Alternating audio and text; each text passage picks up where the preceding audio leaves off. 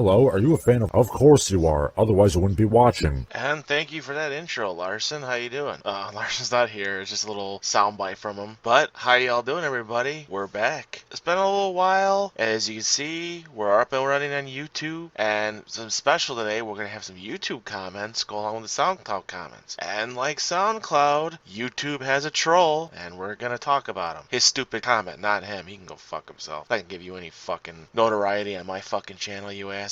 You'll see why. I mean, if you're watching YouTube, you'll see the comment. Well, I'm going to, of course, black out his fucking name and write troll. That's what I'm going to call the negative comments. I'm just going to call them trolls now, because that's all you fucking are. You're just going to be on my fucking page just to piss and moan about, oh, you know, what bad things am I saying right now, and me. Well, I don't give a flying fuck. But this is a special episode, because this is part of the Stunt Choreography series, where I talk to people who are in, well, stunts and choreography. Today be a good special one, because this is a woman who did stunt shows on, you know, like many things. Her big movie she worked on was a film called Soul Hunters, made by a fellow YouTuber, Godzilla Rex. His real name is Adrian Azevedo. I think I'm saying his name right. But you know him as Godzilla Rex. He does the fighting styles for characters. He does some fight breakdowns. He's not Fit Gamer though, but he does some fight breakdowns. But him and his brother did their own movie. She did the choreography on it, and we're gonna talk to her later. And I'm also in talks with other stunt people to be on here, and it'll come when it comes. And then, yeah, like I said, I'll announce it. Or, you know, it's going to be a surprise, but guess what? That's the episode it is. It's the episode where we have a stunt and choreography guy on. But first things first, I know when I was bringing the stunt and choreography guy, I advertised the great Stephen Lambert to be on here. It's going to probably be a while before that happens, unfortunately. The first time we did it, this is no one's fault. An emergency happened on his side of the family. Things are sudden. That happens. So it's no one's fault. That's just kind of, you know, I guess, act of God or whatever you want to say. Trust me, I know about medical emergencies coming out of nowhere. I just had one recently in a family. The second time we were all set to do this, I fucked up big time. I don't want to be one to make excuses. I was up working 13, 14 hours, and rather than do everything how I used to do it, where I'd set up in the den on the Skype, like I did with Viking Samurai and Larson, and in my interview with Michael, as you see in the gangster film episode, the sit down with the boss. I decided to do it in my room, so I wanted to worry about it, and then while waiting, I passed out and I missed the time. And being anxiety ridden like I am, I freaked out. I think I pestered him with too many calls, so I know partially I probably annoyed him by missing and then that, but the thing is, he's really busy, which I'm hoping he is, because if there's one of those, oh yeah, he doesn't work much anymore because of this, no, that's bullshit. This guy's a legend. So if they stop him from working, bullshit. But he's busy, and I think he's trying to get a film going, which I can't wait to see. I hope it's a ninja film, because trust me, whenever I get to talk to him, we're going to talk about that. A lot of those great ninja films I talk about in the ninja film episode, which you'll see on YouTube very soon. It's on SoundCloud right now. Ninja Strikes. He was the driving force behind it. He's what made the action great. But it does bum me out because, you know, I screwed up this bad. You know, just gonna have to wait and be patient, because I know some people will say, oh, there's other stunt guys or everything. Yeah, I know, but a lot of the films I grew up on, I loved. He's what made it great. So that's why I really wanted to talk to him, talk about people he worked with. But it'll happen down the road. There's nothing I could do. I messed up big time, and I hope he listens to the episode, and I hope he listens to my episode, especially the ninja one. And I apologize, but if you do want to read some of Steven's great exploits, he has his autobiography. You're watching YouTube, you'll see a picture of it right now, and I'll put a link in the description. The book is called From the Streets of Brooklyn to the Halls of Hollywood, and I'm a little more than halfway through, but God, it's awesome, and it's funny, and you'll love the film stories. If you're into physical books, it's a big book, but if you're speed readers like Amber, you'll probably finish it within a day. But it doesn't matter. You can't, when you start reading it, you can't put it down. It's great. So if you want to read about his exploits in the meantime, read the book. And whenever the interview happens, we're going to have fun. We'll hear more stuff then, more on what he's working on. But moving on, like I said, it's a special episode. The woman we're interviewing today is a stunt woman named Deanna Page. That's her stunt woman name. She has like different names on Instagram and such. Talk about it later when we get to the interview. But I'm not going to really go into a rant. I got asked a while back, which I forgot to talk about in the YouTube episode. Somebody had asked me, what's your whole opinion on the whole Gina Carano thing? If you don't know Gina Carano, she was Cara Jade on the Mandalorian series. Everybody like loved her on there. Fortunately, she said some stupid. See, here's the thing. I don't get political here. If somebody does something stupid, I'm going to comment on it. That's what I do. I rant on stupidity. She kind of said something very stupid. I mean, I don't agree with it.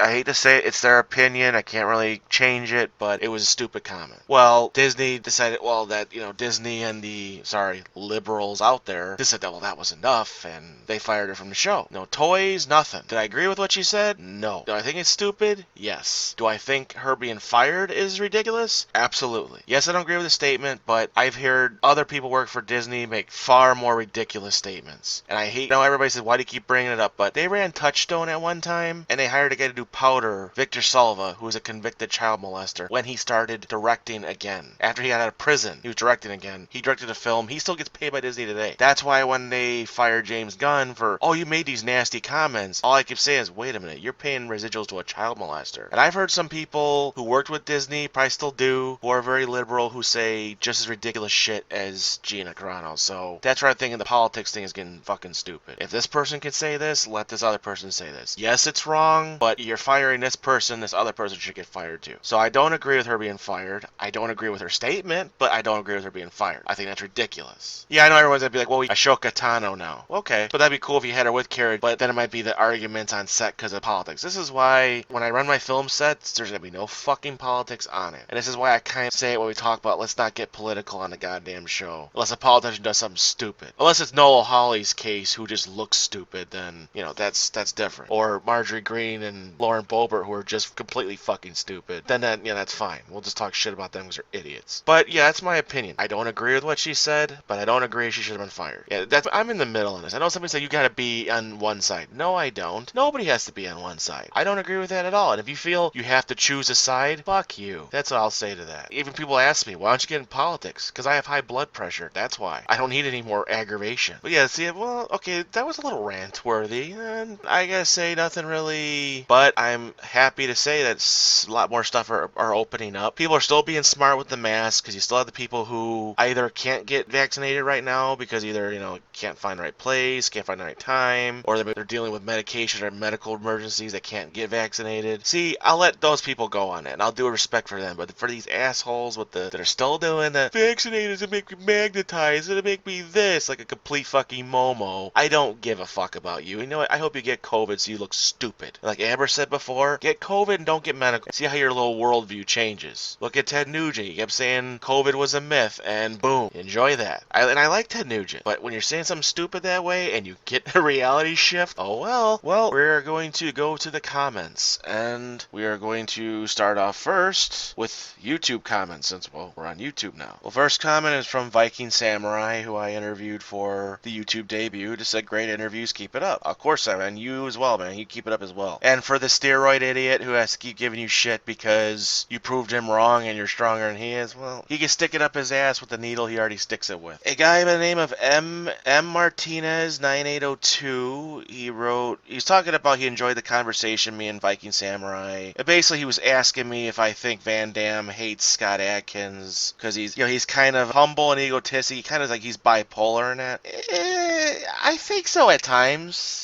That he could be bipolar. There's times you see him as most humble, greatest guy in the world, but if they bring up something else, there's times he's humble, but then there's other times where he is kind of off the wall with like crazy comments and such. So yeah, I don't think he hates Scott Adkins. So it's more maybe he's got those egotistical tendencies at times, but those times he's humble. But if he hates Scott Adkins, he would work with him so much. It's just more, I think Van Damme is bipolar because there's times lately he's been talking really off the wall. So I'm hoping it's some mental and he's not taking shit again, because that'd be pissing me off if it does. Because he went through a lot of years, taking stuff, and hell, there's even that time where he doesn't even remember doing the movie Knockoff. So he wasn't doing the best. And yeah, Knockoff was kind of goofy. So maybe it was good he doesn't remember it or seen it at all. Liquid Cadmus, Halleck, and Viking Samurai in the same chat. Good stuff. Well, hey, and of course, those are the first two I reached out for, was those two, and I got them in the same episode. I'm happy. KS Inc. I don't know if you're a negative comment. May I just still believe it in slanty. Yeah, you know what?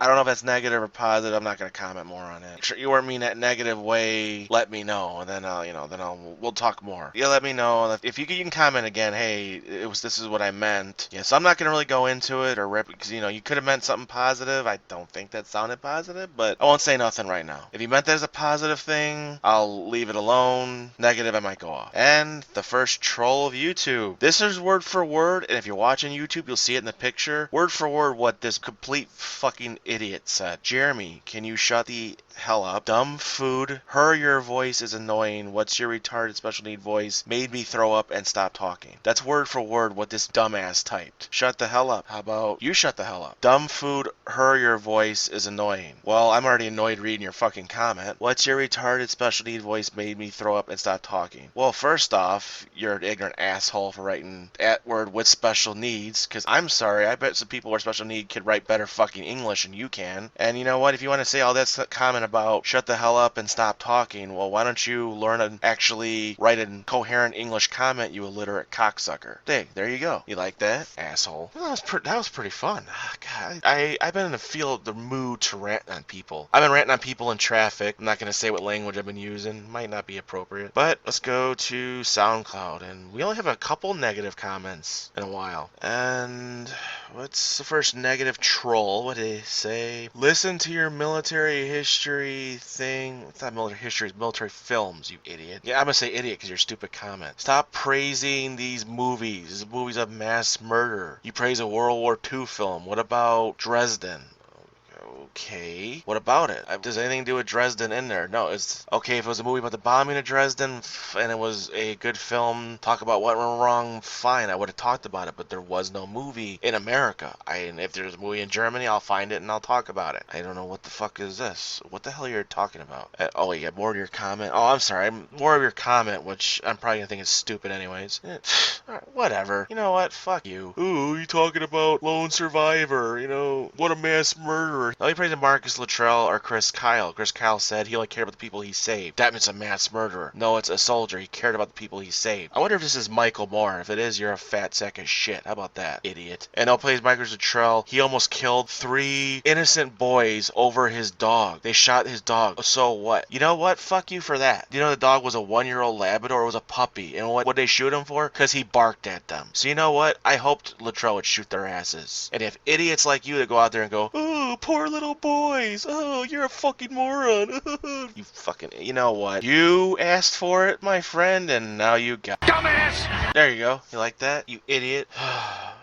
First off, make your damn paragraph coherent. Make it about one damn subject. Okay, oh yeah, you talk about World War II films. What about this? Okay, well, if there's a film about that, I'll talk about it. 2, you're saying about him surviving something we can't talk about because of him going after 3 guys to kill him. Poor innocent, they just shot a dog. And let me guess, why suddenly was it wrong for him to do that? Because he's friends with a Republican congressman. The guy was a Navy SEAL too, you moron. And if he bodyguarded him in something, that's because maybe he wanted to work. You ever think about that? God, you're so fucking morons. And going back to the whole Gina Carano thing, everybody's talking about, isn't she working with Ben Shapiro on something? As far as I know, I don't know. And yeah, Ben Shapiro, at times, yes, he does kind of tend to kiss Trump's ass a little bit, but he does make good sense at times. He tends to be like me, he'll call bullshit on it. He's on a little bit more cocaine, but I'm not on cocaine, he is. Or he's on some type of drug. I want to find out what it is. I'll just ask him, hey, does it stink, and can I get it for cheap, and can I get it close by? Don't let me get some of that, because if you're sounding that chipper,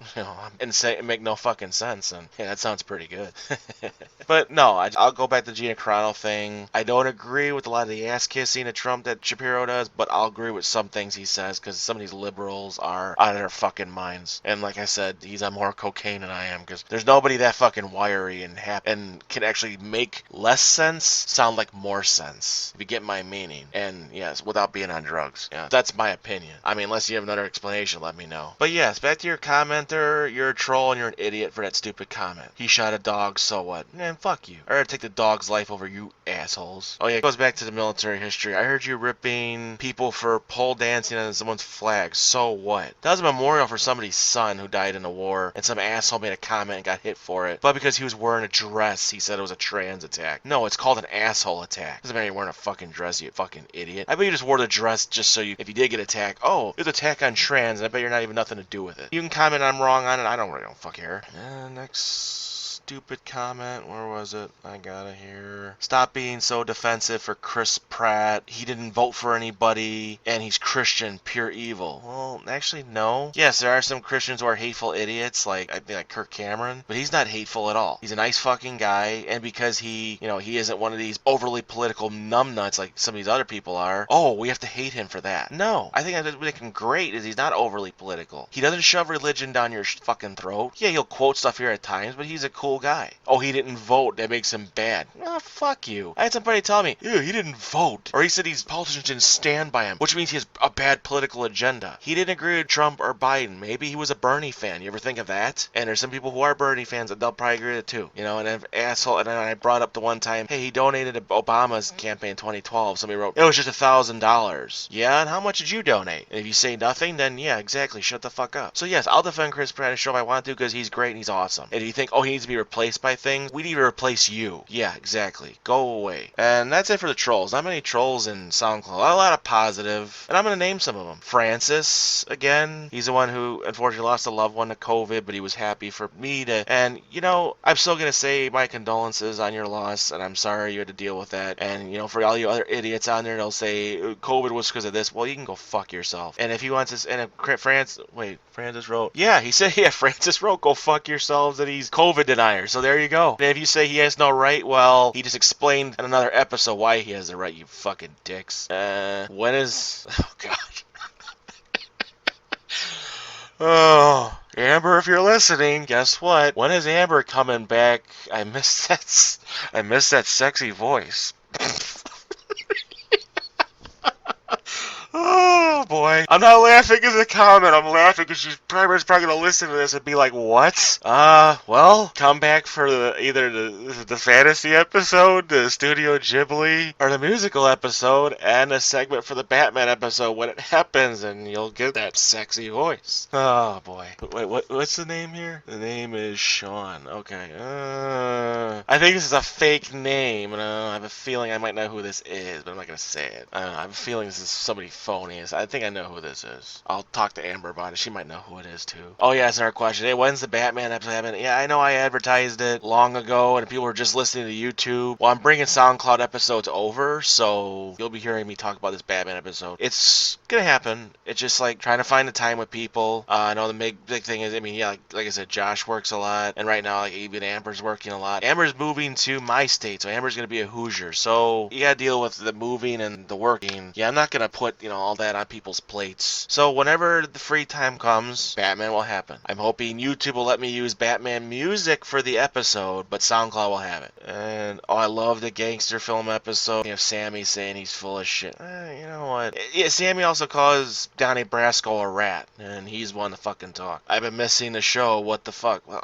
I'm sorry. I just been busy, and like I said, I had a medical emergency in my family, so it's hard to get things set over. And like right now, I've been trying to get the YouTube page set up, but also when interviews are coming in, I want to get a new episode out. Yeah, everybody's like some people saying it. I'm leaving SoundCloud. You're coming to YouTube. Yeah, you'll be getting more of these episodes on YouTube. But if you want to hear the original, you come right to this place. Well, that's it for the comments. And now, a special part of our episodes, interview time. And this is Stunts and Choreography, so I reached to somebody in Stunts and Choreography. She's a pretty awesome girl. Her name is Deanna Page, so here's my interview with Deanna. Let's take it away. Hi there. How are you? Good. How are you? Good, thanks. Well, thank you for agreeing to do this. Yeah, sure. And yeah, I know you did say that you don't do the stunt work anymore, but I think, hey, if you did it once, you did it. That's all that counts. Honestly, that's probably one of the big reasons why I agreed to do it. I do. I follow Godzilla Rex on YouTube, and he mentioned doing his movie, and he said how you did like the choreography on it. And I was like, all right. And I seen you had like a stunt reel video on there, so I figure, okay, she was in that field, or still is, or was, and then you said was still, but hey, you still did it. It's that matter. Yeah, no, there's just like a weird stigma in stunts where you kind of don't talk about stunts because it's seen as like being like bragging yourself up, and stunt people are supposed to be like the chill ones. So like if I were still being a stunt woman, I probably wouldn't do this interview just because you don't want to come off as like arrogant or anything. But since I'm not in it anymore, who cares, right? Like I said, it's having fun with the interview. So if you feel like, hey, I did great, did great. I was proud of my work on Soul Hunters. It was kind of my last big hurrah, and it was my only feature film that I coordinated. And I was really happy with how the fights turned out. I haven't really got to watch the full yet. I haven't had like so much on my plate lately. But from the videos I've seen, and then I've seen some videos of you and you behind the scenes doing the work, it looked pretty good. So I always have to ask, what is your martial arts background? So my main martial arts background is Shotokan karate. But I've also studied Krav Maga for multiple years, even though people will say that's not a martial art. It's a self-defense system, but we won't get into those semantics. So I studied Krav Maga as well. I've also done some Kung Fu, some Capoeira, some BJJ, a lot of other little things sprinkled in, but my main one was Shotokan karate. I was a national competitor in it. I taught it for many years.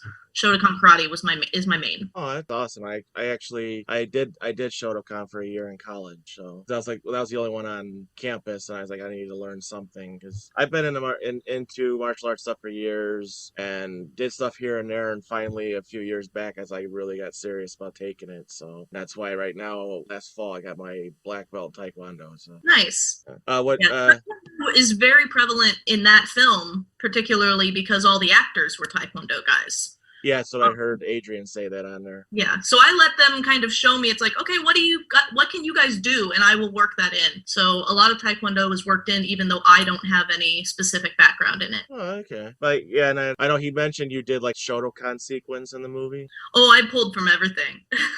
There's a few like practice drills that I would like teach 7-year-olds in my classes that I literally would just be like, I could put this into a real fight, and I change it up a little bit to turn it into a real fight. A lot of the choreography in that film was that. It was me taking like little practice things or little things that I liked from all the different areas and like throwing them in. Like there's a capoeira kick in there somewhere. At one point, the guys, when they first hired me, they gave me a bunch of like references for the action they like to see on screen, like movie clips and whatnot. And I would watch them. And like, I remember one, I took the sequence, but I put it on the ground and I made it a ground sequence instead of a standing sequence. So it was fun. It was cool to kind of experiment with it. Oh, okay. Yeah, I think I remembered a few. If I see the practice drill, it might come back to me because I still like I kept thinking about trying to do it again, but I never found a good Shotokan place by where I live. Mm-hmm. And then when I really was serious about starting it, they said, "What do you want to do?" I do a lot of stuff with my hands, but I want to be able to kick though. And they said, "Well, you should try Taekwondo." Yeah. And there was one like 5 minutes from my house, so that's what I know. I did do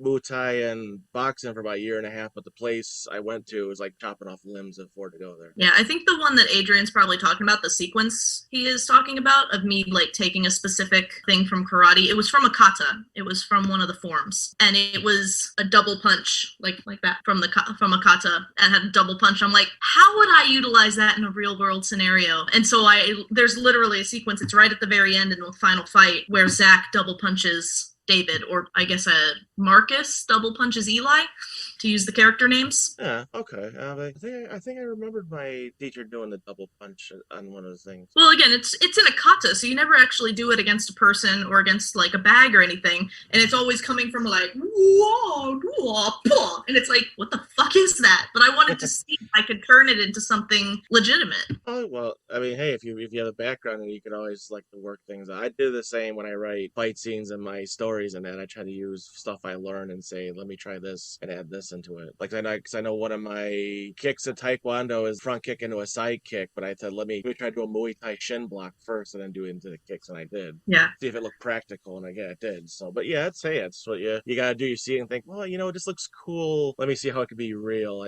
That's pretty good. Yeah, that was fun. We got to do that a lot with the guys, because the guys weren't stuntmen, they weren't fighters, they were martial artists, and there is quite a big difference between just being a martial artist and being a stuntman in terms of telling a story. So they'd show me all these cool things they could do, and then I'd have to try to figure out how to work them in a logical way into an actual story. Yeah, it was unfortunate though. Like, I don't know if you've actually seen much of the fights.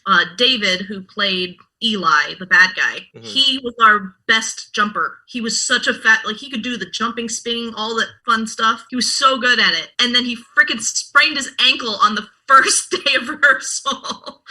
I always hate that where you're like, oh, you're so already prepared and everything, and it's like you feel like you got everything down, and then they do one thing, you're like, oh. Yeah. So we had to make, like, in order to give everyone kind of a different feel to their fight, I wanted them to have like different styles, but they were all Taekwondo Kais. Mhm. So I'm like, okay, well, one of you is going to be more of a grappler, one of you is going to be more of like fighter, one of you is going to be more of a kicker, that kind of thing. One's going to be more spinny, like, but suddenly my big jump kicker was out. He couldn't jump. He had to be my ground guy. And so I had to make Zach our big jumper, and Zach is massive. Like, he is big. He's like a bodybuilder. So getting him off the ground, I was just like, I mean, I'm impressed that you could do it, man. But he didn't have nearly the height that David had, and I was kind of sad about that. I heard it when Adrian talked about the video. He said something about how the Zach had the Taekwondo background, but it wouldn't look right for a guy his size to constantly do all the kicks and punches. He needed to do more other stuff, like he did the judo and the BJJ and stuff. Yeah, we threw a bit of it in for Zach. Like,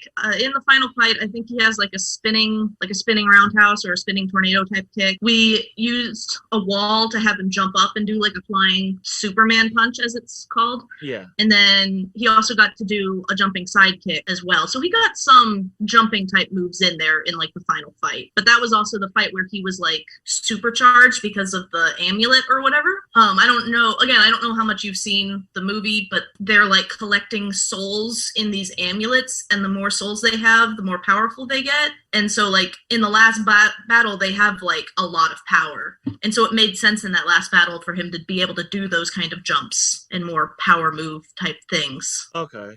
Yeah, I seen the trailer, and then I was watching the footage of all like certain fights he was doing, certain moves, and then I seen, like I said, and then when I seen the clips of you working with him on set, and that's where Adrian mentioned you doing the kata for that one sequence. Mm-hmm. That's why I was like, I see, when I was looking for people to do for this series on my podcast, I thought I heard your name. I go, well, I could ask her as well. So I was like, I was having like a list of people down. So what career field you in there now? I'm getting my doctorate in physical therapy. Oh, was that like something from the beginning, or you just fell into that? It was kind of something more I fell into. Basically, I just had a lot of stunt friends who were getting to be in their mid-50s and realizing that their body was kind of broken, but they had nothing to fall back on experience-wise, career-wise, and so they kind of had to keep pushing themselves, and that's not really what I wanted from my life. I didn't want to be broken by the time before I could even reach retirement age with no, retirement savings, because you don't earn a lot unless you're one of the big names in stunts. Yeah. So I was just like, that I don't like that kind of uncertainty. I don't want to go into like my golden years being completely wrecked and poor and having to start over, at age 55 or 60 as an entry-level worker. Like, stunts is awesome. I love it. I love doing it. I love fighting. I still have it in my life because my husband, he teaches fighting. But yeah, I'm like, I need something that's going to take me until I can retire and can actually help me build a retirement account. And one of the things I loved most about, specifically when I was teaching martial arts, was I loved showing people how amazing their bodies are, how capable our bodies are. And my aunt is a physical therapist. And when I said that to her, she's like, you should look into physical therapy. And I'm like, why? And she's like, because you do that exact thing. You take people who've been injured and think they'll never walk again, and you teach them how to walk again. And you show them that they are capable of healing. So I looked into it more and realized, yeah, I think this kind of correlates with my passion of like being able to show people that our bodies are incredible. Oh, so I would have been a good doctorate program. You're almost done with it, or you're in it already? 2 more years. So I had to do, because my bachelor's was in theater, so I had to go back and do about 2 years worth of preparatory classes just to get all the prerequisites that I needed to apply. And now I'm 1 year into the doctoral program, and then 2 more left of that. So it'll be 5 years total from when I gave up stunts and decided to go for physical therapy to when I'll be done. Good luck. I hope it really works out for you. I'm pretty sure it will. If you know how to do all that, I'm sure it will. It helps. Do you still, like, just on normal, just everyday things, do you still practice just to keep yourself sharp? Not as much as I would like. I do get activity in, but it's usually running. I have a very, this is dog cage. I'm petting my dog's dog cage. I have a very active dog who needs to be run every day, and that's pretty much the only activity I get, because otherwise I have to be sitting and studying and attending class. So I don't really get much time to do my martial arts or do fighting, but every now and then, like I said, my husband teaches, so sometimes I help him out as like an assistant. Oh, so he does the same style or different? He doesn't do martial arts. He teaches actors how to sword fight fight for stage and film. Oh, cool. Yeah, I see a lot of those places. Well, that's Yeah. awesome. I like the sword fighting and stuff. Yeah, so it's not a martial art because you're not actually trying to inflict pain. It's closer to dance, but it's a martial dance. But that's what he does for a living, so sometimes I help him with that. You can kind of say, like, I guess maybe choreography at times is kind of the same thing. You're following steps and you're following your movements, right? And he helped on the film too, actually. I was like Not doing for one fight. Most of the fights I did myself, but the big one at the end, they wanted it really long, and that's a lot of choreo to just pull out of your butt. So he actually came on set with me that day as just an extra pair of eyes. So I could be working with one person, he could work with the other. We could, both watch the scene together from different angles and see what worked. So he came on set with me for the last final battle scene. Okay, that's pretty cool. When we were on set, Soul Hunters didn't have a huge budget, obviously. So normally when you're on set, you get something called Video Village. Have you ever heard that term? Yeah, I might have to light me on that one. I may have heard it, but basically they hook up the camera feed to a separate area that's offset, not like far offset, but enough offset that you can talk and not be picked up by the mic, but had screens. So the director could sit there and watch what was being shot and not have to look through the little camera, because the DP looks through the little screen on the camera, and then or not even the DP, the cameraman, but then everyone else who needs to see what's going on in that screen would be at Video Village watching it on an actual TV screen. Soul Hunters didn't have a Video Village. They didn't have the, financial backing for that. So basically, I had to stand behind, I think it was either Arturo or Adrian holding the camera. I'm forgetting which one. But they would be holding the camera, and I'd have to kind of stand over their shoulder and peek over just to see if the hits were hitting. Because when you're doing stunts for a film, the main thing is make sure it looks to the camera like you're making contact, because most of those moves don't hit. Most of the time you're seeing a punch on film, they're not actually making contact with each other. You just have to, it's an illusion. So you have to make sure that it's working. If it doesn't work, they have to move the camera, or you have to move your actors. So Travis was there because he was taller than me. He could get the same vantage point that I could, kind of peeking over while we were all kind of huddled around this little teeny camera screen, trying to see if the fight worked on film. So he was very helpful for that last scene. Oh, okay. Well, that's work. But during a little time when you did the choreography, did you ever have any time where somebody just wasn't working at all, and you're just like, oh, okay, somebody was. Francie had no background. The main female lead, I don't know the woman who played Rochelle, the demon.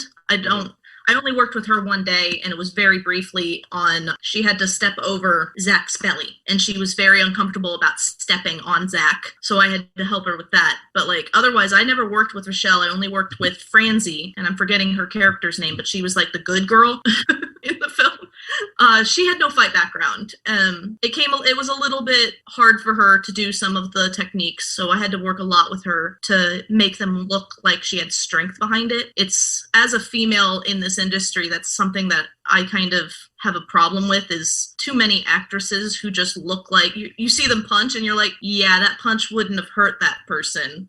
I know personally that a woman can inflict quite a bit of damage if she knows how to actually throw a punch. I've broken somebody's arm. And he was a big, tall guy.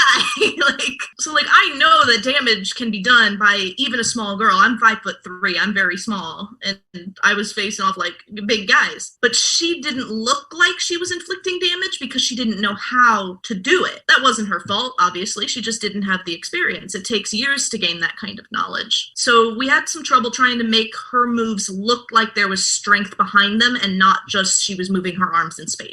Because I didn't want somebody to watch it and go, she didn't throw that. It's I wanted people to watch and go, oh, she just threw that punch. That was probably the biggest challenge in terms of working with the actors. I actually ended up doubling her for one of the more particularly difficult moves. We knew she wasn't going to be able to get it. It was a lock on her leg. I don't even know how to describe it, but we got it from an MMA thing, but I wrapped my legs around and took the person down. Yeah, I don't know what the technical name for that is. It was brought to us by the guy she was fighting, Fanto, who I think had experience with MMA. He's the one who suggested that move, and so I doubled her to do that move because we knew she wasn't going to get it. Okay. Sorry. Recording? I'll say. Rolling. Record.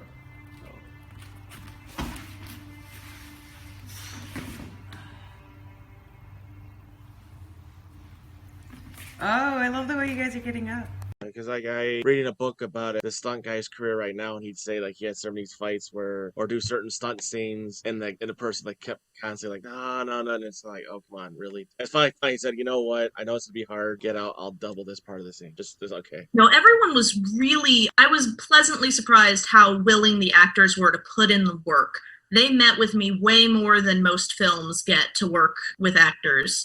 Like, a lot of the times you show up on set, like maybe you get a day of rehearsal ahead of time, but otherwise you show up on set and you get like an hour before you shoot. We rehearsed for almost a month beforehand. Like, I was meeting with Zach and David for probably 2 or 3 times a week for a good month before we put them into anything. So they really put in some work, which was nice.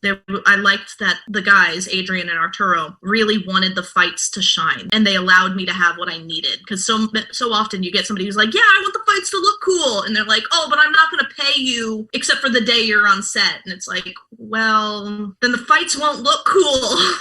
Like, you get what you pay for. Like, time is needed, and you need to pay for the time. And I was happy they were willing to give me some time, and the boys were willing to give time, and it turned out, I think, pretty good. Well, that's good. I always feel like when it comes to working on such a putting sets together, like I want everybody to be collaborative, and if it comes to stuff like that, I mean, I might write up a fight scene in my head thinking, but I'll go to the fight coordinator, like say if you were on the film, I go to you and say, this is what I came up with. What do you think? And if you think this is great, but I kind of want to add this, I'd be like, okay, well, like, add it. Or I'll just say or if you really say, hey, you know what? I thought it was great sequence, and like explain it to me, I'll try to visualize it. I think, that looks awesome. Yeah, man. That's how I want to be. Like, I guys are like that. Oh yeah, make it look great, but I'm gonna edit all of this because I want this now, and it's like, why? Yeah, there's a bit of an awakening, I think, right now in the stunt community that is lending itself to trusting the stunt guys a little more. It's been really championed by the guys of 8711 Action, who they started out, I think, working with Marvel, and then they've started doing some of their own stuff. Like, they're the people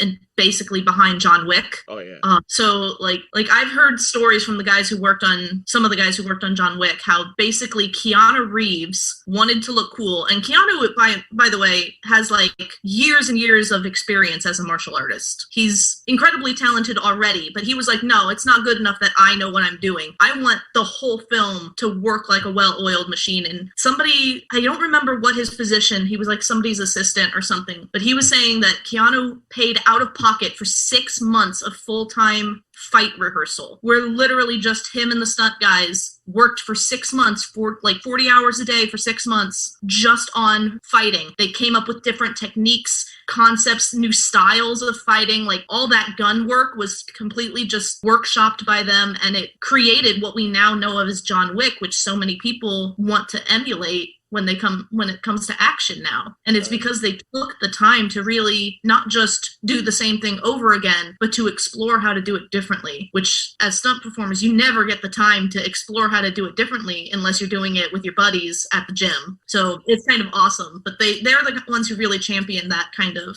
rebirth of what it means to allow people time to do their art form, because stunts is an art form and people forget that. Totally agree. That's why I wanted to do this like series, was also because the guys all people I asked were like, I could do it, but it's got to be a few months from now. So I thought, I'm gonna make a series out of this. So, but I don't want to also cram a bunch of people on one episode. I wanted to give people their own episodes. Like I said, I wanted to give you your own episode to talk on what you do and what you feel on the stunts and stuff. But yeah, I do like that. I always think it's a good art form. I always love watching this stuff or hearing the stories. And I did hear Chad Stahelski talking about like when he was coming up with John Wick, and then how they had a different director and editor, and they finally just said, if you want it this way, do it yourself. And they're like, all right, fine, I will. Yeah, because a while there, stunts didn't matter, really. Like, the ability to fight and look good didn't matter, because the fad for directing and cinematography at the time for action sequence was something known as shaky cam. Yeah. It started kind of with the Bourne movies, like the second one, I think, not the first one. I think the first one's good, but the second started shaky cam, where literally the cinematographer, the cameraman, would go, like, during a fight sequence, so you couldn't see what was happening. It didn't matter if you had the best fighters in the world. You would never see what was going on. And I'm glad that it's kind of moving away from that. You'll still get shaky cams. It's a very good way to hide flaws in your action, but a lot of people really like good action if you give it to them. So I like that that's now starting to maybe be put on the back burner a little bit. Stupid shaky cam, I hate it. Oh, I know. When I watch like Bourne movies, like, and I remember even just a talking scene in like the Bourne Ultimatum, they had a shaky cam. I'm like, why are they using it? Don't they set the camera down for this? What the hell? And then I remember some of the fights watching. I'm like, this would look like a great fight if I could see what really was going on. I mean, there's like some sequences you get a little brief thing, like, okay, I can see it. But when it comes to like fight scene wise, they asked me which ones you like. I think I go with the first one. You can actually see everything. The other one's like, oh, we're just gonna shake the camera and it'll look intense, and it's just like you're like, well, all right, cool. And then, but yeah, I'm liking it. It's getting back in it. So when I first seen John Wick, of course I was gonna see it because it's it's Keanu. So right when I started seeing his movie, I was like, whoa, what is this? Yeah, and then, I think they then went on, that same team went on to do Atomic Blonde with Charlize Theron. Yeah, and I think a similar thing where she took months to train with them. I know one of those guys that used to be kind of one of those actors that did like the straight to video martial arts films in the 90s. Now he works with 8711 a lot now. He said the same things, is that she, right away when they got the movie, they say, well, we can come here for a few months. And then she really said, well, no, how long is the real training? It's like this much. Like, all right, I'm there. That's like, oh, all right. Yeah, I fully support Charlize Theron going from being, romantic comedy to badass. Like, she's like the 40-year-old badass. I love it. Oh, yeah, she's oh, I'm no longer the hot young 20-something. I know. I'll turn myself into the scary nightmare queen. I love it. Fully in support. I love Charlize Theron. Somebody wrote in the comments about on my SoundCloud about the podcast. Is mostly all my episodes are on SoundCloud right now, but I'm transferring them to YouTube, so they have both. And they commented to me ever doing a female James Bond. I was like, Atomic Blonde, that's female James Bond movie. Basically, it's a James Bond movie, but it's with Charlize Theron, and she is British, so it's like that's James Bond right there. But no, this was really great. I learned a lot. I knew I remembered the video of Village comments why I said, yeah, enlighten me on certain things. But yeah, a lot of good stories I got from this, and that's why I said like I wanted to include you on this series as well. Even if it was like, a couple things, doesn't matter. You still did it. Yeah, no, it was a great time working on the project. I really liked that I got to collaborate and I got to meld a bunch of styles together. That was a really, really nice experience. And like I said, it was pretty much one of the last things I did before I went back to school. And so it was kind of an awesome little capstone, Like I think I did a few other little projects afterwards, but nothing as big. And it was awesome. I was proud. That would have been funny if like right when you finished thinking, I'm done, and then gonna go back to school, and then somebody from like 8711, I just saw your workout here. You want to work at 8711? Right? No. Hold on. Unfortunately, just like in acting, there's a lot of different tiers of people, and I never kind of got to that level. Like, I was more the made-for-TV movies and the YouTube shows and things like that kind of performer. I never got to the mainstream stuff. But really, for women, that's so hard. It's so hard for a woman in the stunt industry to get to that level. Like men, it's easy because police officers, military person, bodyguards, bouncers, gang members, they're all men. That's all utility stunts. It's really easy to be brought in on a project for that. But as soon as you need a woman, it's to double somebody. You get one female stunt role in a cast that needs 50 stunt guys. So yeah, no, I do agree. I know there is, like you did say earlier about there is some pretty, you say lethal women martial artists, and you did say you broke a guy's arm, so that tells it right there. I got some lethal. I didn't touch him. No, I punched, it was in a sparring match, and I punched at his face, and he tried to avoid it by putting his head back, and he fell on his arm and broke his arm. So I broke his arm without touching him because he was so afraid of my punch. Oh. But I did have another person that I was doing a leg sweep on them, and I ended up tearing one of their ligaments in their knee. Yeah, I see. I tried not to hurt people. Part of the same school I go to, where I got my black belt for Taekwondo, I started doing Hapkido, and there's like this one girl when he did practice the move, when she does like the one wrist lock, it's like, I was like, oh shit. Yeah. Because she'll laugh. Oh, I'm sorry. It's like, okay, just like give me the heads up when you're doing that, so I don't like break my wrist and not know. Like, uh-oh. Yeah, luckily when I do that, I don't generally do it that way because I have a background in stunts, so I know not to hurt my partner, not during training, But yeah, so the broken arm thing is more of like what, you broke somebody's arm? Oh, that's fun. It's like, it's a fun story, but it wasn't as impressive. It was because he was stupid. Yeah. Because you don't fall and put your arm out to catch yourself when you fall. That's a surefire way to break it. But Yeah, 'cause that's what I learned when I do sparring and taekwondo class is to learn to avoid the kicks and not try to block with your arms so much. But your reflex are gonna do that. So yeah, or like when you fall or when I fell backwards, like one time I kind of fell and accidentally. Well, I didn't hurt my hands luckily, but they said when you fall, just lean your head in, let the back hit the mat. Don't put your hands down, you hurt your hand. A reflex, my hands would throw out sometimes. So yeah, that's a huge thing that you have to learn. In stunts, learning how to fall is one of the major things. And I had, I didn't start in martial arts. I didn't start martial arts until I was out of college. And so I actually started as a dancer and a gymnast. But what is the number one thing they teach you in gymnastics? How to fall without hurting yourself, because you fall all the time in gymnastics. So it's a really good entry level into stunts is you got to learn how to fall and not hurt yourself, because it takes practice. At a certain point, it does become muscle memory. Like I remember one time I was running and my dog tripped me. And so I fell down, like running a good clip, dog trips me and I fall face first. Didn't get a scratch on me because my body knows how to fall without hurting itself. Like on concrete. It's fine. It's like, yeah, go muscle memory. oh yeah, that helps. But yeah, I noticed a lot of people who are really great martial arts always have the dance background too. Yeah, they go hand in hand. It's all coordination. It's all muscle training. I think I seen, which is where besides you hearing about you on Soul Hunters, like in one video you're doing like a fight scene in a kitchen. I seen a lot of your movements. It's like seem very smooth and flawless. I'm I right away I think she has a dance background probably. And I see like the flips. I was like, yeah. Kitchen. That's for my reel. So that would be BMF, which was a short film done by some friends of mine, and they brought me in to do that. That was a really fun. Just like you come in and beat everybody up. It's like, all right. Well, like they had like this whole story. They were kind of doing like a spy thing. Like all these different spies were going for a disc or something. I think it was like a disc of information, and like basically the message had been sent out to like 4 different groups of people, and like so it was following me. But then I get into the apartment, I find one person who was already there, and then I get attacked by another person who was coming in behind me, and then I like beat those guys, and I go up to the roof, and there's another fucking person, and then like another one like comes in and joins. It's like this whole thing, but it was really fun. I got to do like the Black Widow takedown where you jump on the person's neck and like swing around and bring him down. I got to do that. Was like my only time getting to do that. That was a fun one. I need the guy in the freaking nose, but we did it. Sometimes you need to hit good stuff. Like in Soul Hunters, I told you about that leg takedown, that Franzi. She was wearing high heels. So I had to do that in high heels on carpet, which was horrible because they kept getting stuck. And I remember, I think I tagged poor Fonto in the balls. I'm pretty sure I dived for that and clipped him with that high heel, and I felt so bad.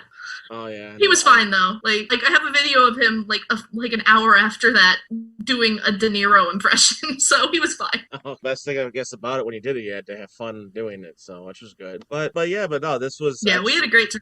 Oh no, I'm sure you sound like it. You see, like I felt bad, but you're like, hey, I kicked him.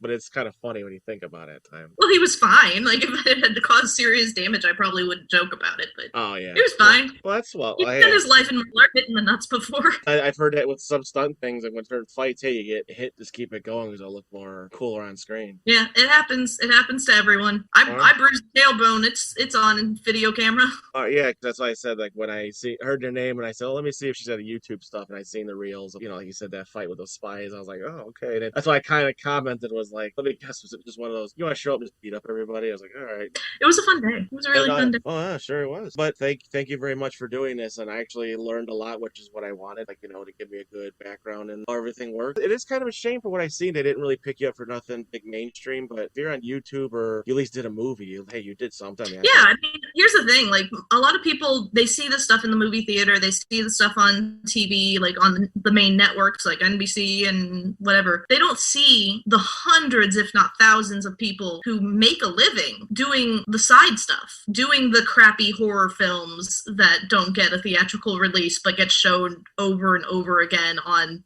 some TV station that's in cable. Like they don't know the people who can literally make a living doing kind of the B movies, so to speak. But yeah, there's like a whole industry of people who make their career out of doing that. And I was also working as a martial arts instructor, but I made money from it.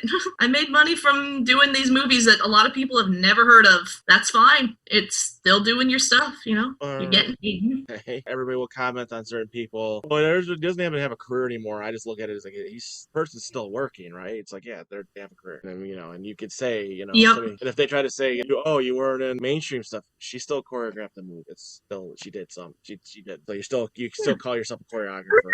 You can see. It's not like you can't see me in things. Like I can go on Netflix right now and find stuff I've been in. Hell, go on a Carnival Cruise Line, you'll see me. Or no, Royal Caribbean. Oh, is it a commercial or just you just did stuff on a Royal Caribbean? So one of the Royal Caribbean boats has a live show called Columbus the Musical, and I got hired to double the actress. So basically, when you're doing a live show, you kind of limit the amount your actors have to do because they're singing. Like it was a musical, so like you can't sing very well when you're running around fighting. So it was set on a boat, Columbus, Christopher Columbus, obviously, set on a boat, and they would have the actress and the person fighting her run behind the big sail of the boat, and then they projected the fight on the sail as if it like was the shadow of them fighting. So I am her in that video. It's not them actually fighting. They're taking a respite. But it's us, me and the other double, who was in Soul Hunters. I brought him in as one of my stunt guys. We were the two people fighting, and then like that was a fun job because I got to sword fight, which I almost never got a sword fighting job, even though that's a specialty of mine. And I also got to fly. I was on wires. But yeah, so technically, if you go on that specific Royal Caribbean cruise line, you can still see my work because, as far as I know, they're still using the clip of me fighting on that show. Totally, when I get on YouTube later, I'm definitely gonna check it out. I don't know if you'll find it. I've been trying to find the footage from it. I've never had much luck. They keep that, I guess, pretty tight. If it's Columbus, probably, but I just when you said Columbus the musical, I'm like, what? Yeah, it was Columbus the musical. It was a story of Christopher Columbus's ne'er-do-well like cousin or something like that, who was trying to get the notoriety of his cousin Christopher, but he couldn't, and he went out on sea. Like I don't know, he got it. It's a pirate story. Like there's pirates, there's all sorts of stuff that happens on sea, and like I was doubling a woman who was pretending to be a man to be on board and chase after the Christopher Columbus's cousin because she was in love with him or something like that. But yeah, that was 2 days of working on green screen, but it was fun. Oh, hey, sounds like it. Yeah. No, yeah. Yeah. I've never actually seen it because I've not taken that cruise, but. All right. Well, I'm pretty sure I'll probably just Google it or something. Hey, you have this video or something. I want to check this out. Yeah. I mean, I can send you, I know I'm sending you a few pictures. I can send you a picture of me doing it with the green screen, but. Well, hey, for the part of when this goes on YouTube for this conversation, I'll probably put the picture up. Oh, so like use pictures for reference. So there you go. But no, yeah, thank you. This was excellent. I learned a lot, and when I saw your YouTube stuff, like okay, this be a person to talk to as well. And I'm gonna I know on YouTube your YouTube videos they'll find you under Deanna. Is that how you pronounce the name? Or Deanna Page. It'll be Deanna Page, but now you're under your married name now. Well, Deanna Page was never a legal name of mine. It's just what I used for stunts and what I'm in the union as. So you'll see on my screen here, I think this says Deanna Sims, which is my husband's last name, but I haven't yet changed that yet. Oh. So my name is still actually under my legal name, which is my ex-husband's name. It's confusing. I've had a lot of names. Deanna Page is my stunt name. That's like I said when I heard it, that sounds like a stunt person name. So yeah, well, it's my middle name. Deanna Page is my middle name. But yeah. All right. Well, thank you very much for doing this. I had really fun doing this conversation. I hope you had fun as well. Yeah, I'm glad to come on and talk a little bit. All right. Good luck. What's up? Good luck with all the episodes. Oh yeah, I'll be putting more of the episodes from SoundCloud to YouTube, but I will have this episode done sometime next week, and then I'll send you the links to both, whatever one you prefer to listen to. Sounds good. Well, good luck with the doctorate. Thank you. Who knows? Maybe if I get into movies when I get mainstream, I might have to send people your way to get healed.